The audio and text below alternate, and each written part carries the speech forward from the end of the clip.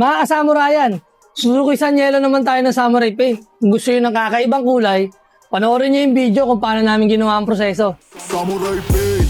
S272 Suzuki Sanyelo. Tara, ituturo ko sa inyo ang proseso. Una, gumamit muna ang tropa kong Indonesian ng 400 grit na liha. Pagtapos ay sinabunan niya ito at binalaman niya ito ng maigi. Pag tuyo na, mag-a-apply na siya ng primer. 2K04W nga pala ang primer na ginamit niya dito. Huwag kalimutan na i-activate muna ang canister bago gamitin ha. Sa pamamagitan ng pagpindot ng red button. Sa first 2 coating, manipis lang o misting lang ang pag-apply.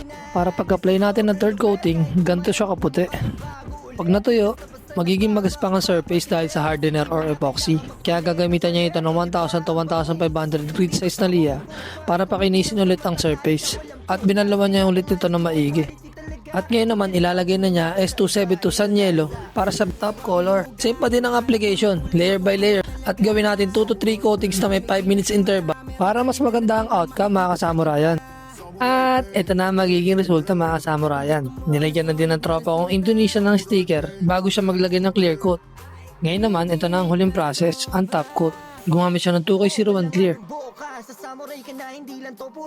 Ang 2K01 Clear ay nagbibigay ng mirror glossy outcome at nagsisilbing proteksyon ng pintura natin. 2 to 3 coatings nga pala ang ginawa namin ditong application ng top coat mga kasamurayan. At ito ang process. Sa first 2 coating, manipis lang ang pag-spray ng pintura. After niya, liliyain natin 800 grit bago mag third coat para mas kumintab. Linisin natin ang surface. Kung kanina misting, ngayon naman dahan-dahan tayo mag-spray para sa third coat.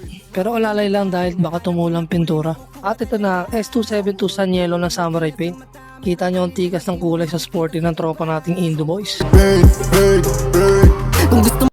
Mga kasamurayan, kamusta? Baka hindi ka pa nakapalo sa aming mga social media accounts na nandirito. I-search nyo lang ang Samurai Paint Philippines. Para updated kayo sa aming mga i-upload na video tutorials at mga schedule ng roadshow kung saan nagkakanta kami ng pre-DIY training. Kaya follow na mga kasamurayan. Follow us for more tutorial videos. Samurai Paint. Swabe yung buga, hinahanap mo na kulay makukuha talaga. Samurai Paint.